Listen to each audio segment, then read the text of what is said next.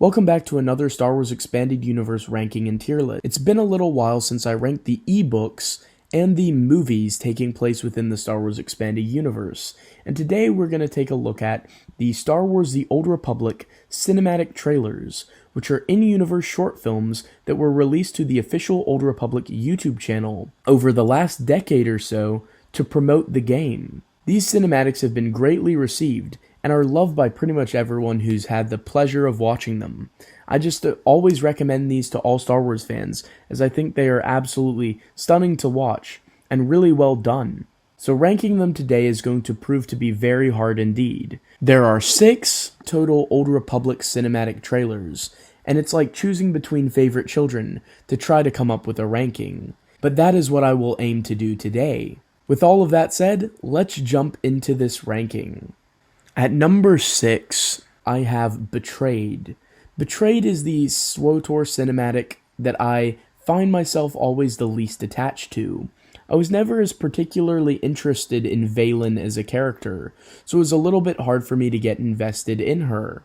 There is a cult-like darkness to this trailer that also kind of puts me off a little bit. I like the more lighthearted adventure-y vibe to a lot of the others on this list, and this one just has some very dark imagery that can be a little bit disturbing, making this one that I don't always want to go back and revisit. For those who have actually played the game, I'm sure there are a lot of lore implications in this one that make it worthwhile, so perhaps this is an unpopular one for me to rank in last place, but I just don't feel myself too attached to the protagonist of this cinematic, and I'm not overly fond of the tone. At number 5, I have Hope. Hope is an incredible installment in these cinematic trailers. Jace Malcolm really gets to shine in this one and shows just how cool Republic troopers can be. Satele Shan is back as a Jedi Battlemaster now, graduating from her chronologically previous appearance in Return, where she was just a Padawan, and she goes toe-to-toe for Malgus in what is one of the greatest lightsaber duels ever choreographed in Star Wars, in my opinion. The fight on the tree is just so cool, where Malgus slices her lightsaber in half and she catches it using a special force technique from Malgus's supposed first demise when he gets blasted into the rocks, and everywhere in between. This one has a lot to offer, and it's really inspiring. The music in this one kills it, and the end leaves me with such an optimistic feeling.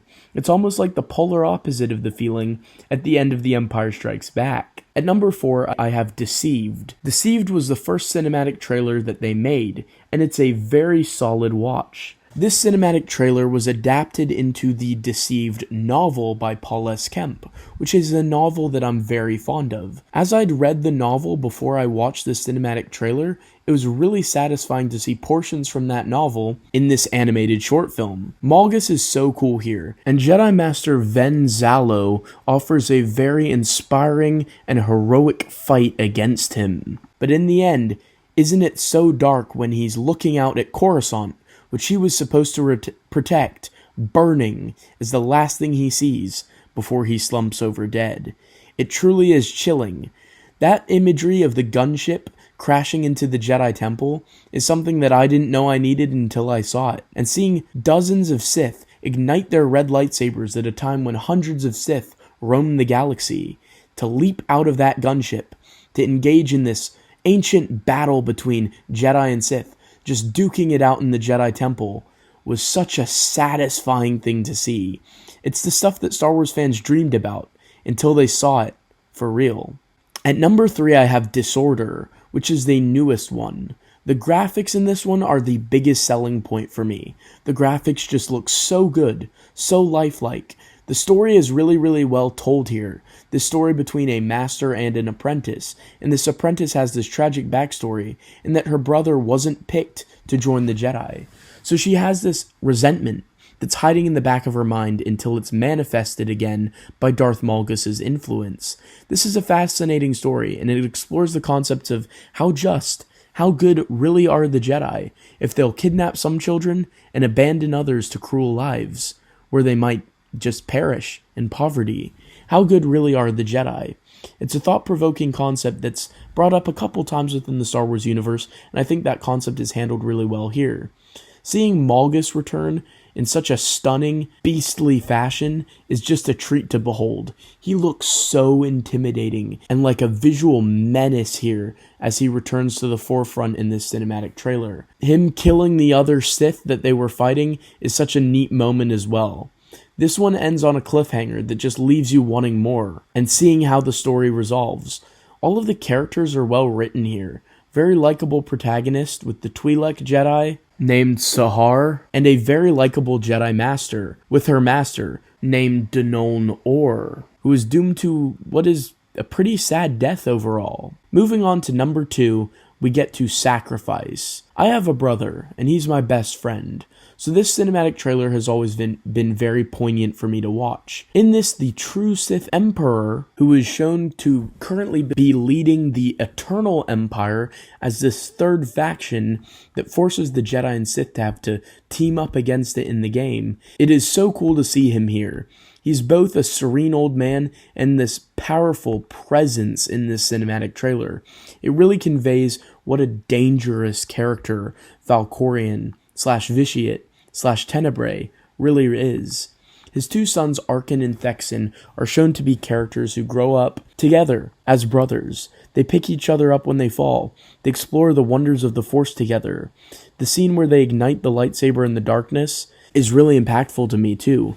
Their childhood is filled with happiness, and then Valkorion sends them out to kill Jedi and Sith, to kill Republic and Imperials, which we then see in a absolutely epic montage of them fighting in these gritty battles, slicing up members of either side. It just looks really, really cool in the scenes depicted there. And seeing Arkin's pain as he loses an arm and part of his face here is dark and ghastly, but really epic that these battles left a mark on him. The scene where Arkin accidentally kills his brother in a duel and proves that he is the stronger brother is such a tragic moment that impacts me personally, as I have a brother, and I would never want to lose him. So this one has always struck a sort of personal chord with me.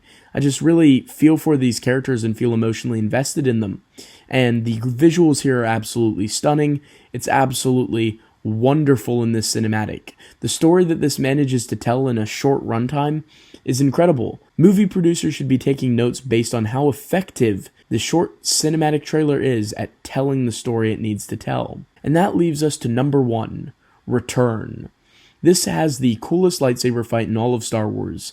It outdoes the movies, it outdoes anything that could be depicted in a book or comic. This is the single best lightsaber duel in Star Wars, and I will die on that hill. Seeing Satele Shan and Jedi Battlemaster Keo Sendarek team up against Darth Malgus and Darth Vindikin is such an epic moment. We have cool characters in here like Jace Malcolm as the Republic Trooper and Indiana Jones hat-wearing smuggler Nico Okar. Those are great characters too. The space battle stuff is presented really well here. The stuff with Malgus eventually striking down his own master is so cool. The sacrifice play, all of these tropes between Master and Padawan, all pulled off very well. But man, the main draw is that 2v2 Jedi versus Sith battle sequence. It is absolutely incredible. It is a sight to behold. It is a visual feast from start to finish.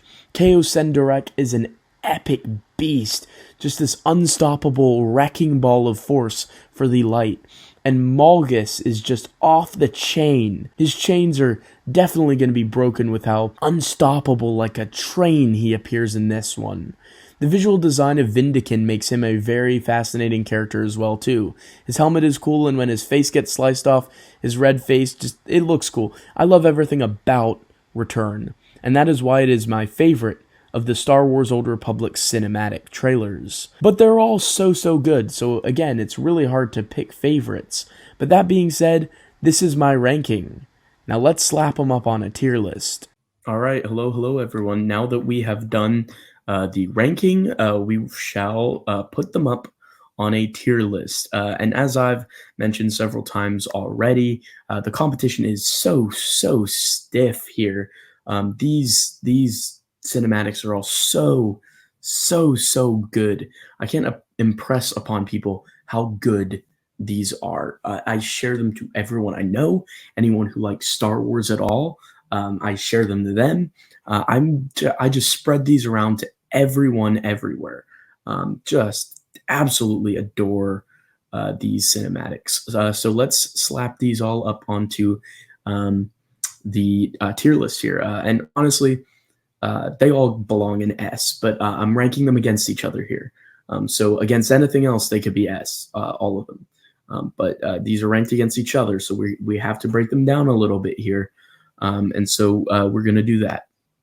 And in S, we're going in chronological order, and Return just obviously has to go up in S. Has to go up in S. It is phenomenal, and I just love this one so much. Hope is amazing. Slapping that up in A, absolutely love it.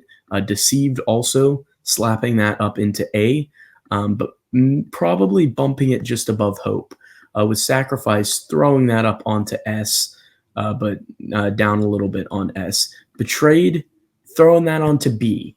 And Disorder, throwing that onto S, but the least in the S tier. So this is what my SWTOR Cinematic tier list is looking like. Hopefully you guys enjoyed the ranking and tier list for this video. Next time on these ranking videos, I'm going to rank every expanded universe novel, rank them, and then throw them on the tier list.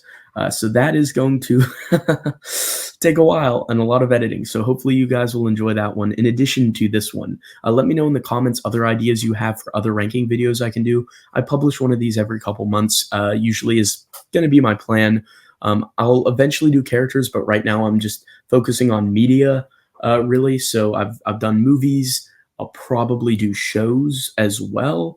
Now that I've done the ebooks as well and the SWTOR cinematics, I'm also looking at novels, as I mentioned. I'd like to do young readers novels by series, and then comic book series. So like the major series, not mini series or single issues, but the overall long-running series, and rank and throw all of those up onto a tier list as well. Might do it with picture books as well. There's a lot that we could do here. So I hope that you guys enjoyed my Star Wars The Old Republic cinematic tier list and ranking. Let me know in the comments how you would rank the SWTOR cinematics. I'll see you guys next time.